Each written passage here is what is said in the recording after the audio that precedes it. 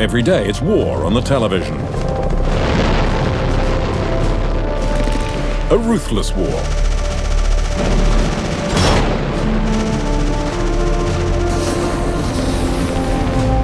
But a just war. A war to save us. We, the consumers, the victims of the crisis. The price war, a struggle without mercy, where the symbols of one supermarket chain crusade for cheaper prices. We keep the expenses down at Intermarché. We're united against high prices. The Leclerc tanks attack Carrefour, who blow up Casino and force the brave soldiers of the discount to their knees. Do you know how much cheaper light fresh cream is at Leclerc than at Lidl or Ed, for example? The lower the price, the greater the victory. If you consider the slogans that are used in the commercials, you might think the conflict revolves around a new philosophy of life. Live better, spend less. You heard right. Live better, spend less. Lower prices and more trust. Trust, that's a powerful word. Trust in what, actually? Oh yeah, the quality of their products, respect for the environment, for people. All supermarkets have their virtues.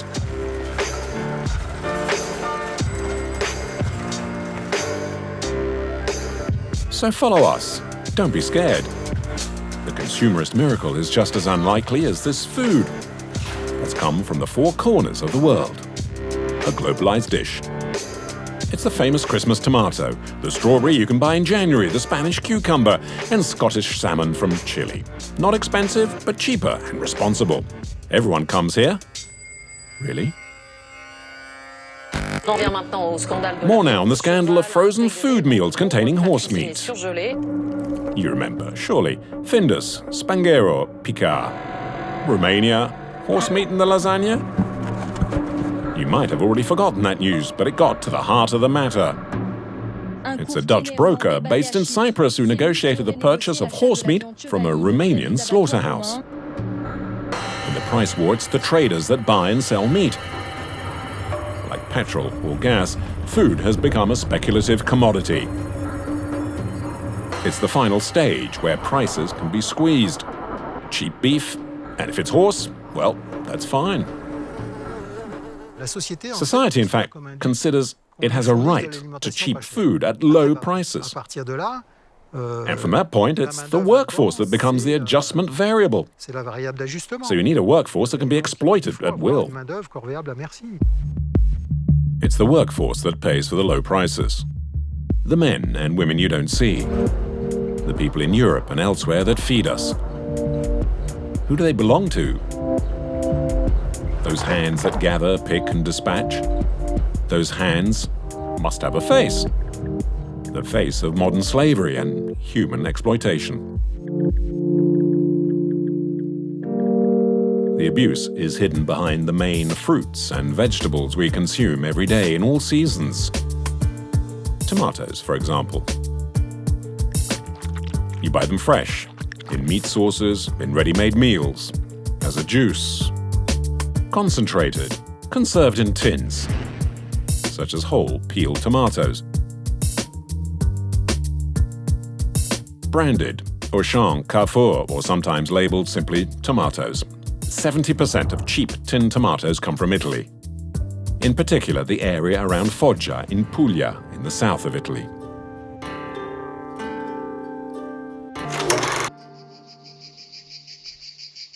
Now, according to its tourist office, it's an area that's full of promise. A night in the luxurious villa, belonging to this old lady who will prepare you a meal.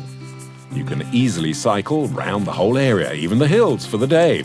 Here you're the king of the road. In the big city you'd get a fine, but here you can drive with your feet. Visit the old town at Castel del Monte, flanked by the bright blue sea. Up hills and down dales to a small church where picturesque and generous locals invite you to their wedding. It's paradise. But when we went to visit, we were a little disappointed. We're near Foggia, But this area is what the locals called a grand ghetto, in the middle of the tomato fields. It's October, and at the end of the season. From spring to autumn, between 1,500 and 3,000 migrant workers live here. All of them pick the tomatoes. It's not easy to enter the slum. Senegalese, Malians, Ivorians, most are from West Africa and are ashamed of their living conditions and don't want to be filmed.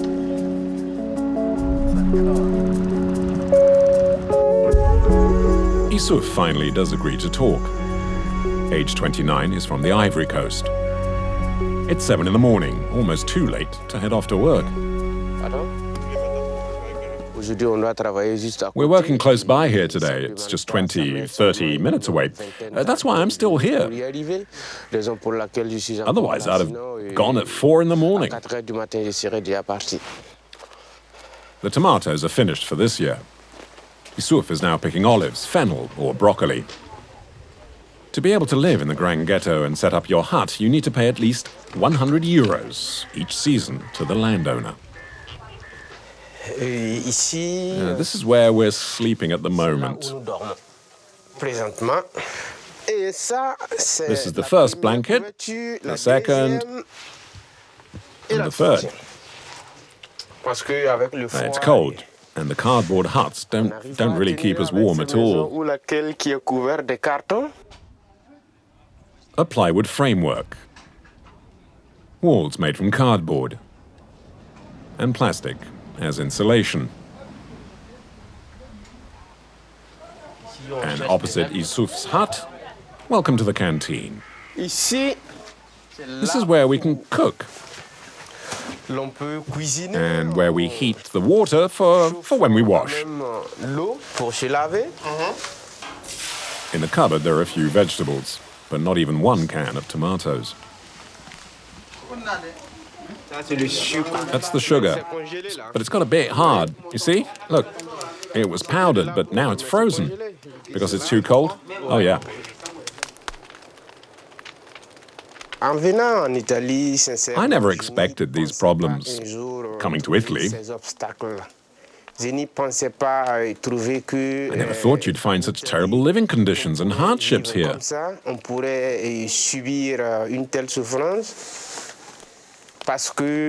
Because even in Africa, it's rare to see this sort of thing. You mean as bad as here? Yes. The big ghetto here is worse than what you left behind in Africa? Yes. And if you need convincing, take a look at the sanitary block. Here are the showers. That's where we wash. But only if you bring your bucket. The regional authorities provide the water. This isn't La Dolce Vita. It's Foggia, in the heart of the European Union. We continue our special tour of Puglia. There seem to be half-ruined houses everywhere. These are the casolari. This is where the agricultural equipment is usually kept. But on closer inspection, it's now where many migrant workers have set up shelter.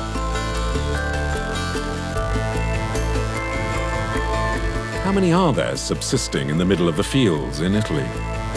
There are few reliable statistics. But we did get hold of a report by one of the country's main farming unions. The study, published in 2012 and conducted alongside researchers from the University of Milan and Italian state prosecutors, found an estimated 400,000 illegal workers in the agricultural sector. In Foggia, the trade unionists suggest we cover a very rare event indeed.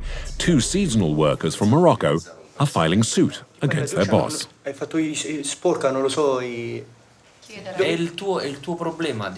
What is your problem? The problem is they paid me nothing. We worked for nothing. When I asked him for money, he told me, wait, we'll see about that later. Tomorrow, the next day, the week after. What time did you begin work and what time did you finish work? Then We used to start at 7 o'clock in the morning. Then we had a 30-minute break at 1 p.m. for lunch and then finished at 4:30 or 5. 9 hours of harvesting a day. Nassim and Abdel worked for 3 months for Defeo, a large agricultural firm.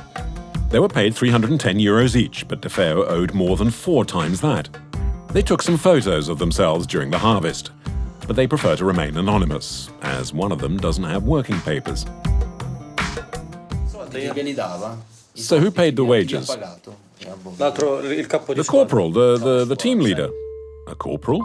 Oh, what's this about a corporal? The employer, the Italian owner, leaves it to these corporals. They go round looking for workers. They say, who wants to come and work? The pickers don't usually know which boss they'll be working for. They don't know how much they'll be paid. And they don't even know the hours they'll do. They have no dealings directly with the owner, just with the corporals. A corporal, like in the army. In the fields, in fact, it is a military-like organization. It's known as the caporalato system, which has existed for centuries throughout southern Italy's farming sector. No corporal, no work. Adam is from Burkina Faso. In 2011, he was picking tomatoes near Lecce in Puglia. Last year at Nardo, there were 60 of us. But there were just contracts for 20. The others were moonlighting, and for much less money. We found out the usual rate was €10 an hour, but we were only getting 4. €4 for packing a case of tomatoes that weighs 300 kilos, picked in 1 hour, and every time the corporal takes his cut. Adam secretly filmed the harvest with his mobile phone. The only white man in the video is the corporal. He's taking roll call. Adam,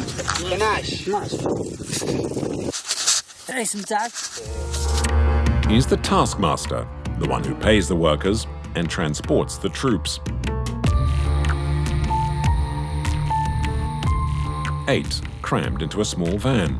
It's not charity, it's profitability, as the corporal charges for all his services.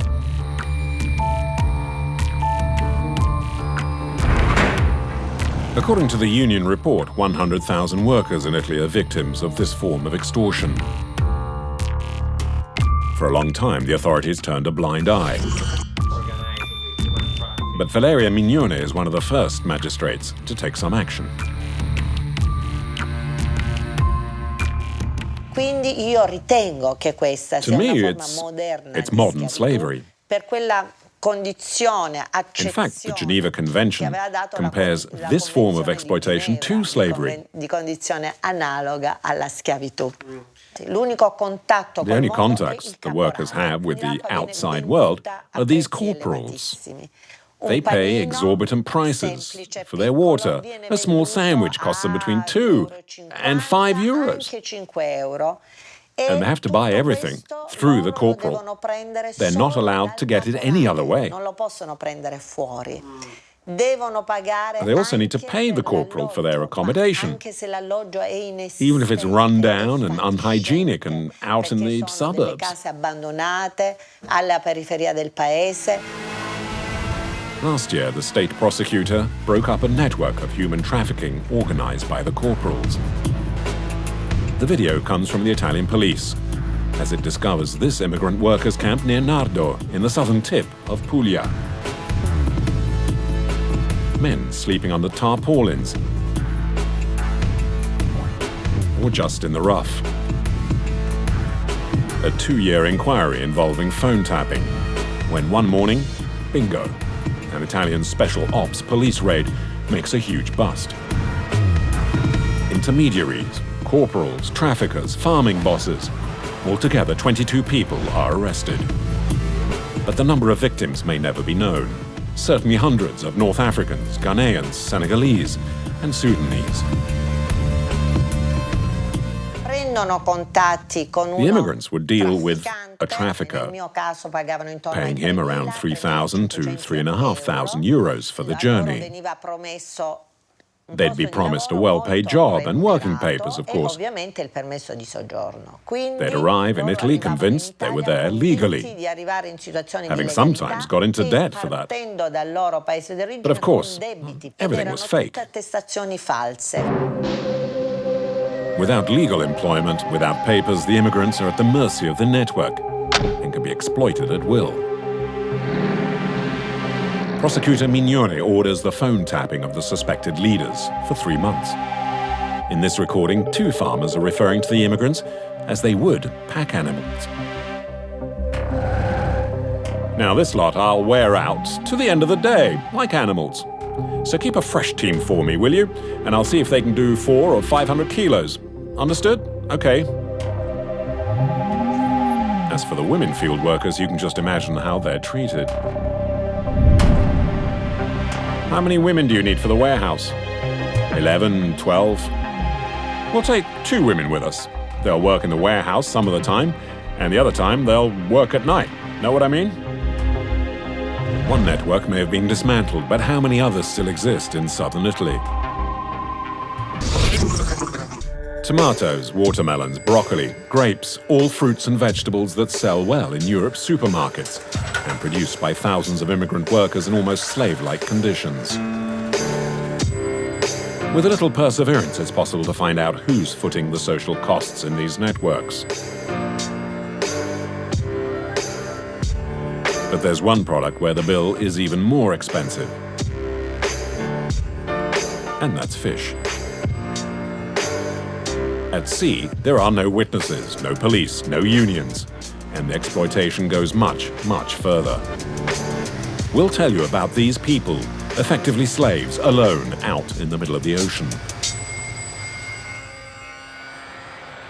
But to try and do so, you need to get up early, at 3 o'clock in the morning.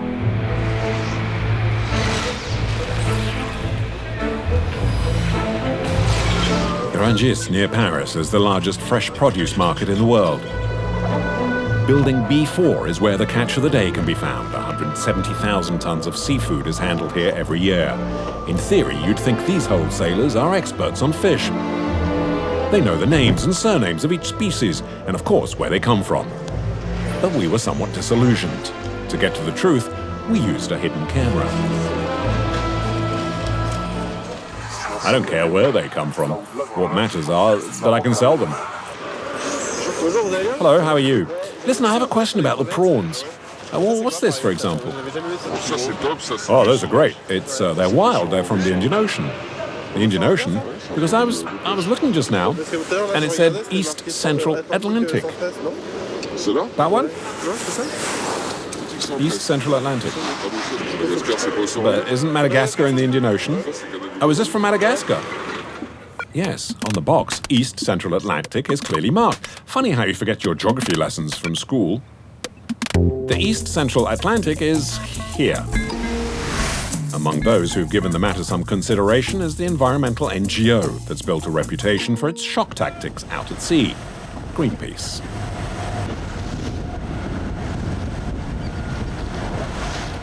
The man in charge of Greenpeace's fishing policy in France is blind, yet he's able to keep an eye on the living conditions of all those slaves on the ocean. When you work on the industrial fishing sector, whether it's environmental issues or social issues, you wonder about the working conditions. And what you soon discover is that it is very much like slavery. The conditions have been made known, but unfortunately they're more common than most people think. And it's for an industry that supplies the fish that we eat here. Take Guinea, a small West African nation with a large seafront and a strong maritime culture.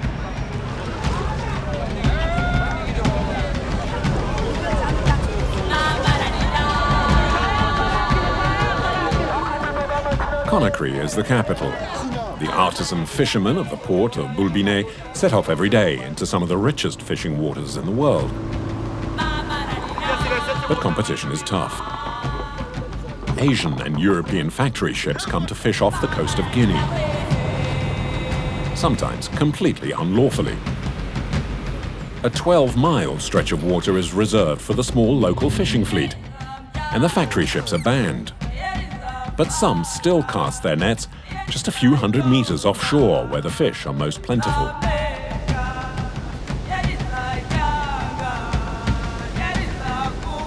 And in order to pillage these seas for a maximum profit, they flaunt maritime law, as they do human rights.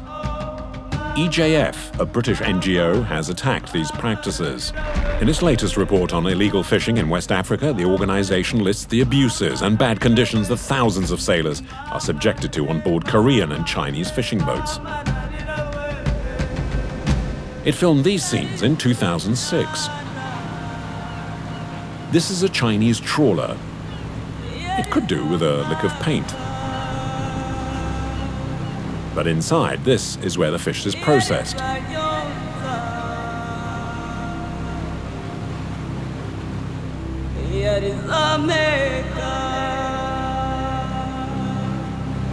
And these are the fishermen's cabins. Very comfortable.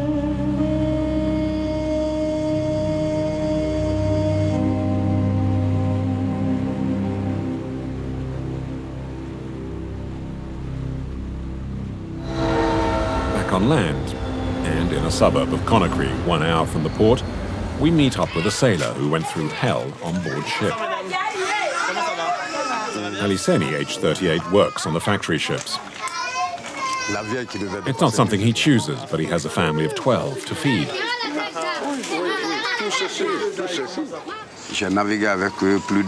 I've been on more than a dozen Chinese ships. It's the same thing in all of them. It's hard work, day and night. No Sundays off, no days off. And if you take a break, they just cancel your contract. On his last journey, he and his colleagues worked relentlessly for the 28 days they were out at sea. On the last day, after 24 hours without sleep and exhausted, he decided to have a rest. I refused to work. I went to my cabin to have a rest. My boss came to get me, and he warned me that they were going to beat me. The Chinese were going to beat me. They're often aggressive like that. They beat us with iron bars. That's how they keep control. And all that for a miserable salary. You only earn $200. What can you do with that? Look at all the children. I have 12 people to take care of. $200 a month, no pauses, no weekends, no breaks. We go to see the Guinea Fishermen's Union to find out more about life on the factory ships and listen to more eyewitness accounts. Frank Tunkara no longer goes out to sea. These days, he manages the Fishermen's Union. He's in charge of the accounts and also registers complaints from members. These are all the statements that have been taken about disputes and litigations that are often made when the sailors come back from sea. So 7, 8, 9... there were 18 complaints in 2011. No toilets, no rest, too many fights, bad treatment. And one sailor mentions how one of his friend's body had been found in the fishing nets after his corpse had been thrown overboard, and so on and so forth for page after page. Each time the abuse takes place on South Korean or Chinese factory ships. We sleep on cardboard boxes among the cockroaches and rats. The living conditions are terrible. The pay is terrible. Everything is terrible, my brother. It is very difficult to get aboard one of these Asian ships on the high seas. And after a few vain attempts, the Guinean military agrees to take us out. It's odd, but in Africa there always seems to be a French soldier somewhere in the vicinity. Man your posts. Clear the gangway. Come on, man your posts. In front of the cameras, the Guinean authorities want to show us that it's acting, casting off in fine style. A good wind, and pirates who'd better behave themselves.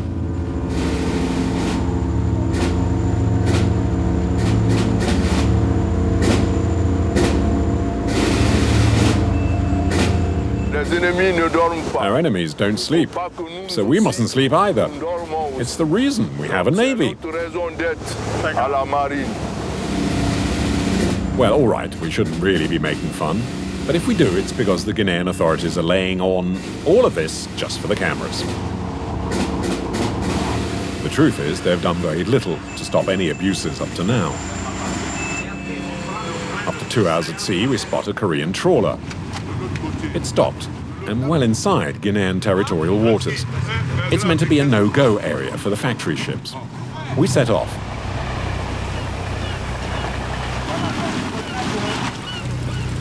Once we're on board, the inspectors from the fishing ministry carry out some controls. To begin with, the South Korean captain claims he's got engine trouble. That explains his presence close to the shoreline in the no-fishing zone. We make the most of the situation and go look for the crew below decks. Whose cabin is this? One of the Africans. This is where the Africans live. Okay. 8 sailors sleep here in barely 5 square meters. Okay. Come on. Here's the kitchen. At first sight, it doesn't seem quite as bad as on some other vessels, but it's still a long way from modern European and even South Korean standards. Korean boats are no good. I don't like them. Why? What happens?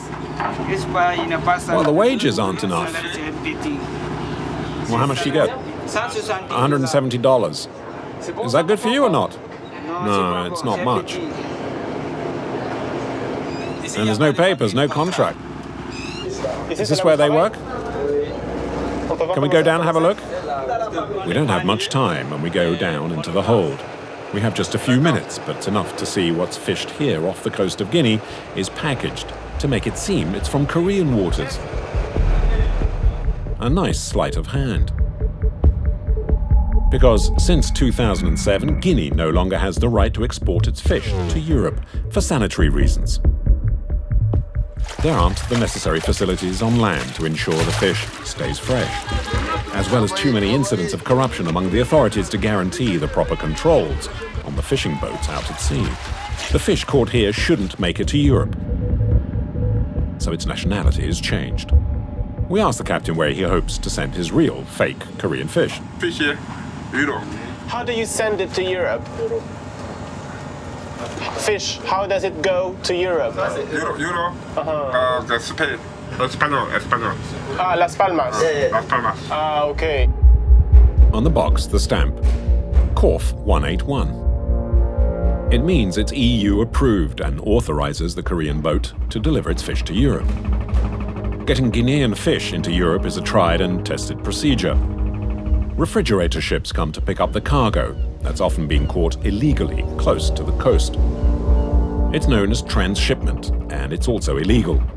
The refrigerator ships set off immediately to the Spanish port of Las Palmas in the Canaries, and a port of entry to the European Union. Here we are.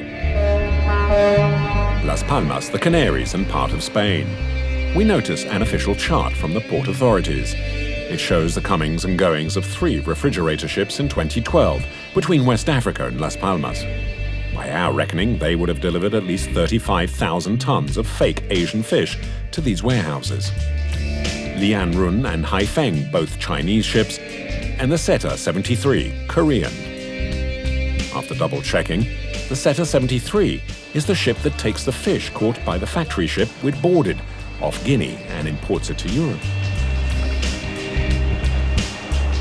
It's written here, in these Spanish customs documents from Las Palmas.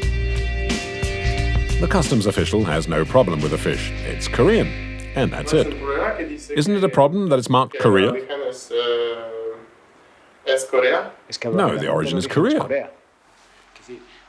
For a customs official, the fish has been caught in international waters. So the origin is the same as the boat. So you have no way of knowing if it comes from Guinea.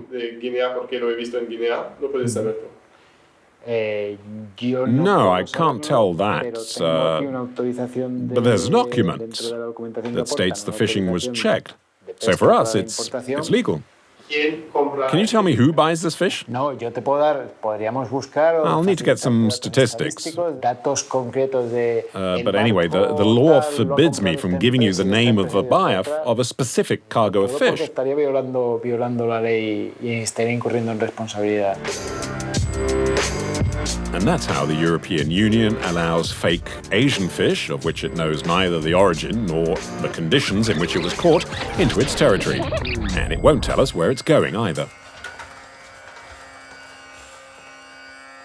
Maria Damanaki, you are the EU Commissioner responsible for maritime affairs and fisheries. Can you guarantee consumers the quality and origin of the fish that is sold in Europe? No, this is something I cannot guarantee. Why? Because though we are... I cannot guarantee that everything is fished illegally. Well, that's awkward for the customer. Oui. Some people perhaps think that fishing illegal is not a big issue, but it is. 10%, 10 billion a year worldwide is the value of the fish which is caught illegally. 10 billion, can you imagine? We can say that we are improving, but we are not 100% sure that everything that comes to our plate is fished in a legal way. Now, we went to Las Palmas in the Canaries, and there was fish there that was caught off Guinea. Imports from there had been banned since 2007, and it's clearly written in your department notes here. The boats then transship their loads onto Korean or Chinese ships, and they sail into Las Palmas, which is a gateway to Europe. The fish is a transshipment, we all end up eating it, and nothing happens. You understand that? Las Palmas, in the port, they have to check it. It's not as simple. Everybody who is coming in Las Palmas cannot land what they are fishing. If this happens... But they do check. They do check. Well, we cannot be everywhere, so we have to work with our member states together. So I don't want to put the blame on somebody else. We have the responsibility. I think we cannot do this alone. This is an international scourge. How many people do you think we have in all this exercise? How many people? Can you imagine, as a European Commission? Well, how many? Tell us. Well, around 20, all of them. So... 20 people to control all the fish that's arriving in Europe? I can give a promise. Before the end of my mandate, I mean, during the next year, the legislation will be in place. Now, how did that ad go? Lower prices and more trust. That's right, trust. Suddenly, we're having doubts about the labels on the cans of fish.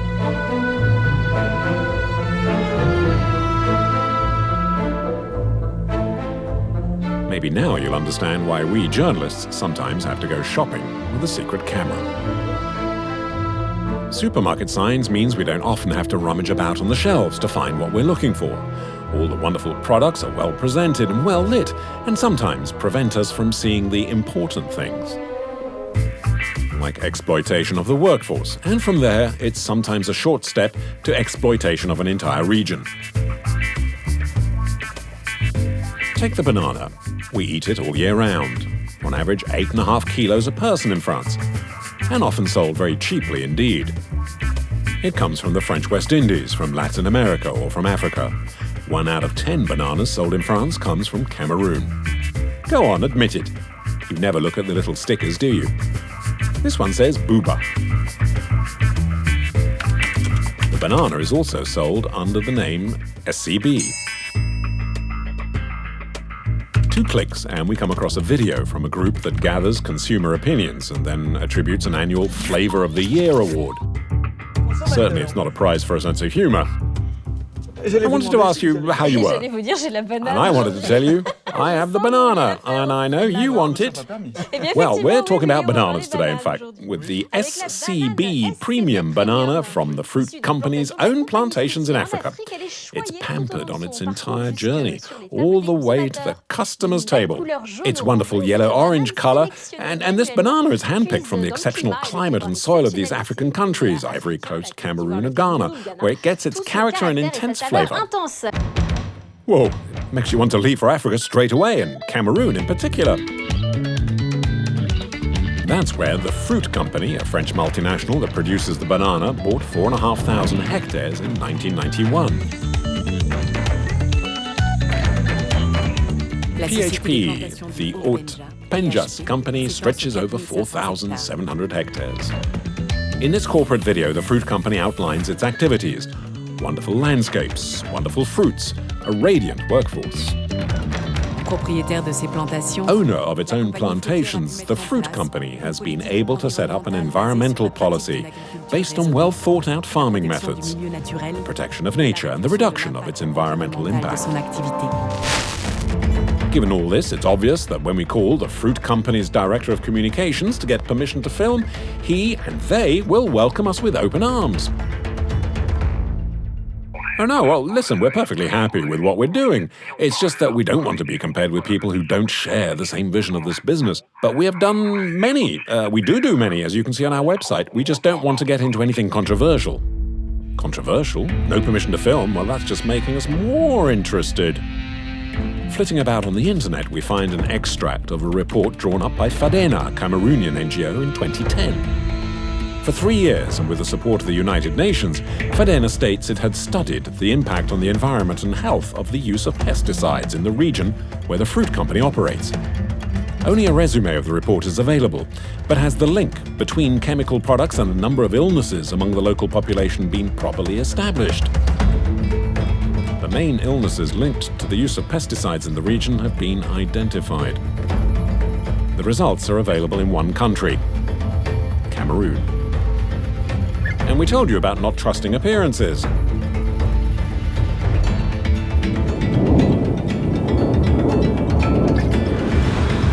When we get to Yaoundé, the capital of Cameroon, there's a snag. FADENA doesn't seem to have an address. In fact, the NGO doesn't exist anymore. We did have a phone number, however. Hello? Allô? Oui, allô. Oui, bonjour, monsieur. Hello, is that the FADENA NGO? Go ahead. Oui, monsieur. Listen, we'd like to meet you. Where can we find you? Pourriez-vous nous dire où vous trouvez? Listen, we don't have the study any longer. Oui. Okay. Well, who has it then? Alors, monsieur, s'il vous plaît. You're speaking to me, but I don't even know your name. What is your name, please? S'il vous plaît. My name is not important. Our contact sounds a little ill at ease. In the event, he advises we talk to the UNDP, the United Nations Development Programme, the UN agency that co-financed the report we're looking for. The UNDP is our last hope in finding the evidence that pesticides are causing the pollution. In case we miss anything, we keep filming, in secret. I've seen so many people, but given the sensitive nature of the information, we're not allowed to give it out to the general public. I mean, personally, I don't know what is in the document. Yet another document that's too sensitive. The UNDP official allows us to read the internal instructions concerning the scientific report we're looking for. We cannot allow this information, which concerns human health, the quality of the soil, the water and the air in the area the study focused on, to reach the general public. No point in insisting. The FADENA study is no longer here. It's been hidden from prying eyes.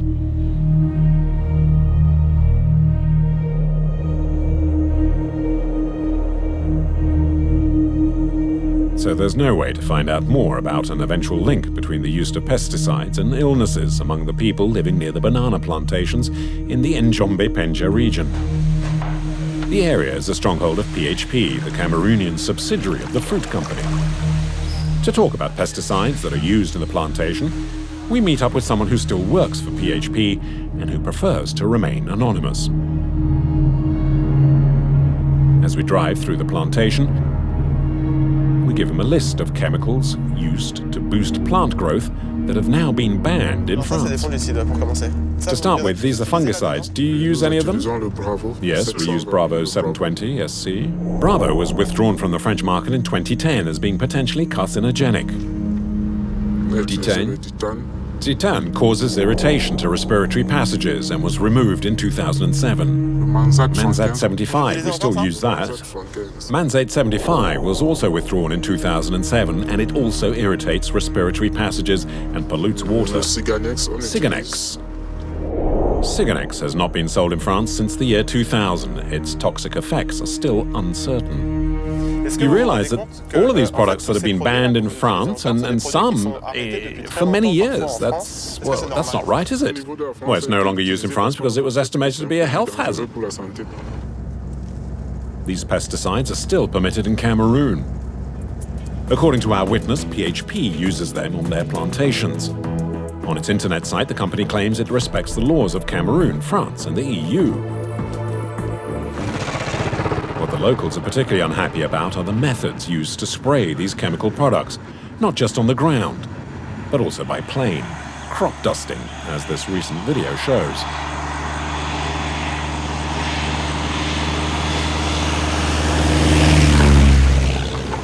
In the heart of the plantation, we meet up with two experts on pesticides.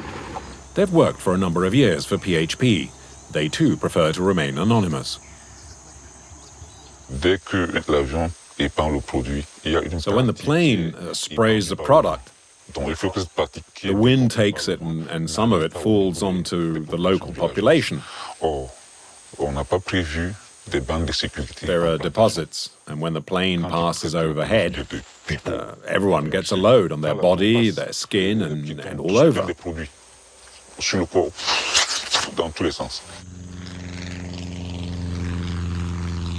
The name of one village in the plantation, where the inhabitants complain of regularly being sprayed by the crop dusters, is Buba. It's the same name given to the banana that's for sale in Europe's supermarkets. The house is very close to the bananas. Yeah. When they pump, we always suffer of the medicine. It comes into the camp. So as we don't have any means, we only manage with them. Chemicals. The chemicals come into the camp. The chemical gets on the cocoa. Okay, I mean, which means it poisons even the cocoa. Okay. Yes. And do they warn you when they're going to come and pour the chemicals? No. Is there warnings? They do not warn us. When it comes, we know it. We enter us into the house and we close our houses. You have to close everything when it comes? When they are spraying.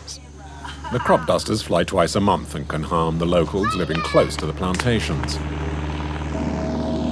And there's more. The inhabitants in the small town of Njombe Penja have experienced toxic rain. 15 years ago, Guy Merlin and some friends were visiting the local market in the town. The plane passed over and everyone got wet. We spent 4 days in hospital to get treated. And when we left, we had problems with our eyes. I had problems with my eyes and they sent me to an ophthalmologist. I asked for money from the company to pay for my medical expenses. They refused, and I had to pay out of my own pocket. But the use of pesticides harms the workers in the plantation itself even more. Not when the plane flies over necessarily, but just afterwards when the chemicals are on the leaves. This elderly gentleman with a glassy stare worked on the plantation for 30 years. It's when he was trimming the leaves that the powder got into his eye. He was taken to hospital and later he lost his eyesight. The boss did nothing about it. So he never received any compensation? No, not a cent. The banana helps us, but it can also destroy us. It's a poison chalice. It's no good for us. It's not the only such case. And we set off to meet another PHP plantation worker who was also blind. Christophe Ngea began picking bananas when he was a teenager. The pesticides cost him his eyesight, and they also cost him his job. When you were working in the plantation, what were the safety measures like? There were no safety regulations or measures. There was no equipment. The product would choke us, but we didn't take it seriously. We washed our eyes out in water.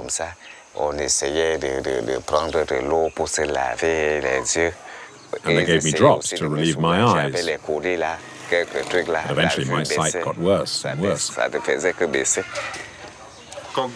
what about when it got even worse? Well, they fired me. I hope to be cured, but I put myself now in the hands of the Lord.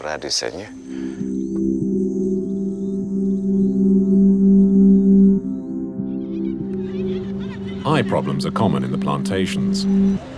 But there are other illnesses linked to the use of pesticides, according to the locals.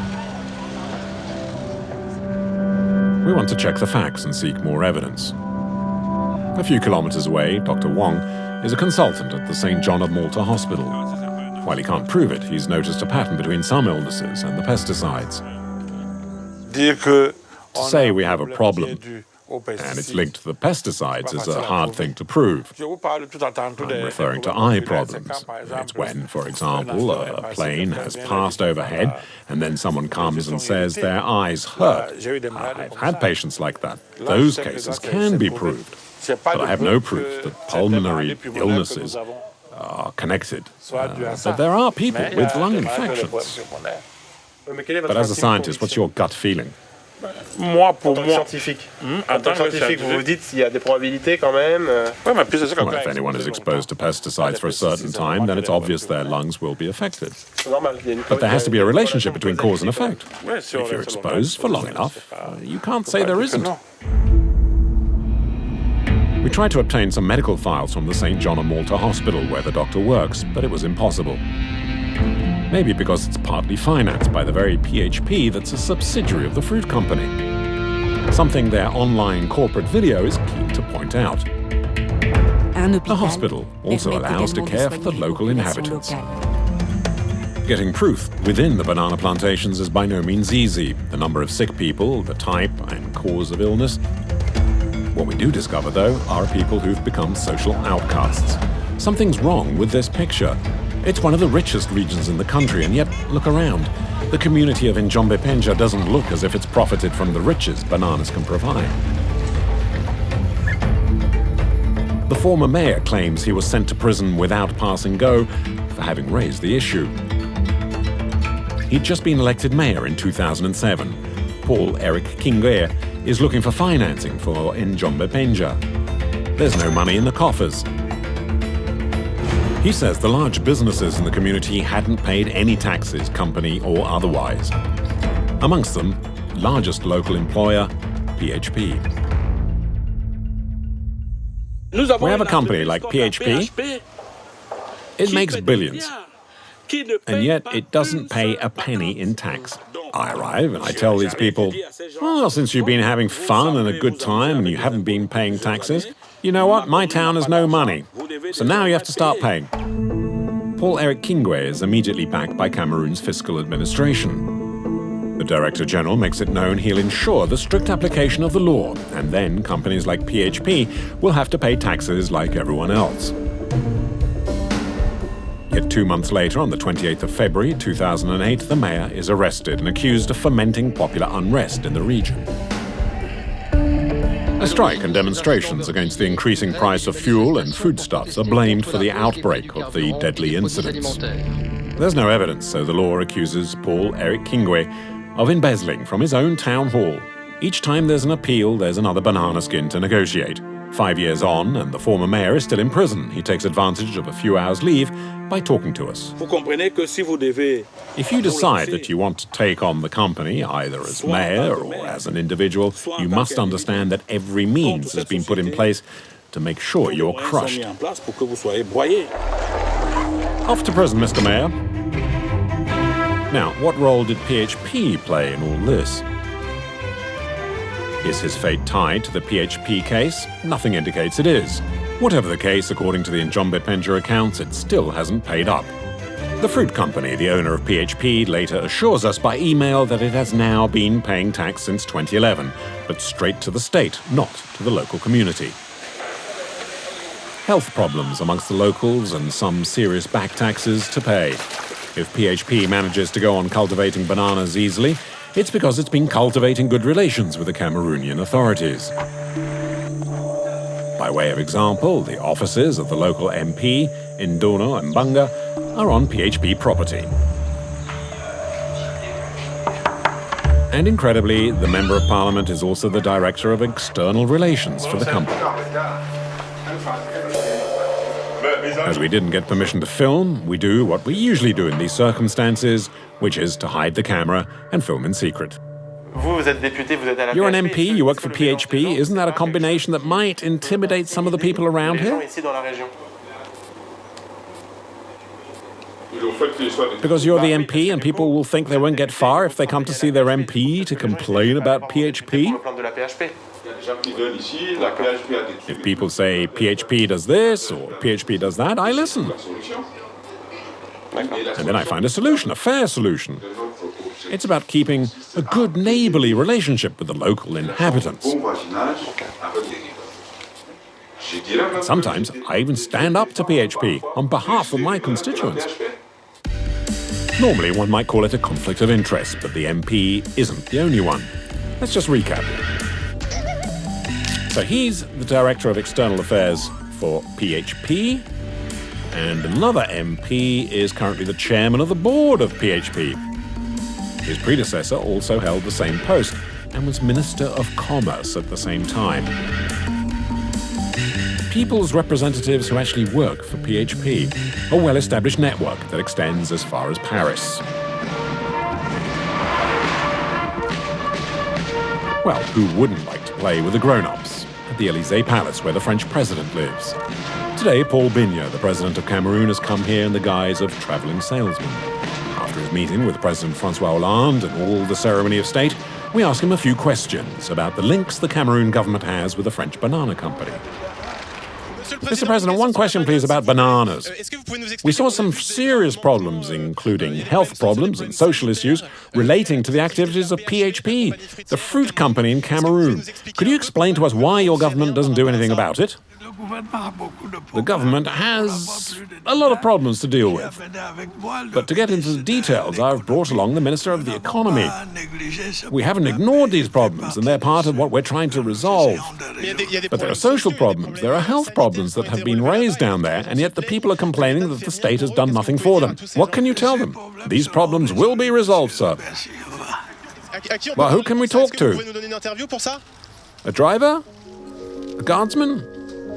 He avoided that banana skin. How about the guy with the sunglasses? We fix an appointment for the next morning. Somewhere he can answer our questions. The Pavillon Gabriel, just a few steps from the Élysée Palace. Cameroon is being honoured here, and big business from France and Cameroon is gathered. A petit four in one hand and champagne in the other, a flurry of exchanging business cards. We soon spot Jean-Christophe Hidsik. He's representing the fruit company. He's part of the official delegation of Cameroon. Hello, sir. Wandril Lanos from France 2 Television. How are you? Can I ask you a couple of questions?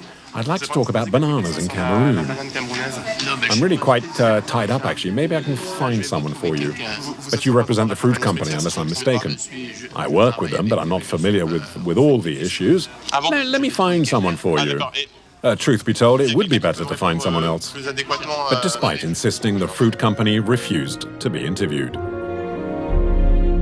At a time when there are more and more labels, the guarantees, the promises that are made to us, the customers, let's keep our eyes open.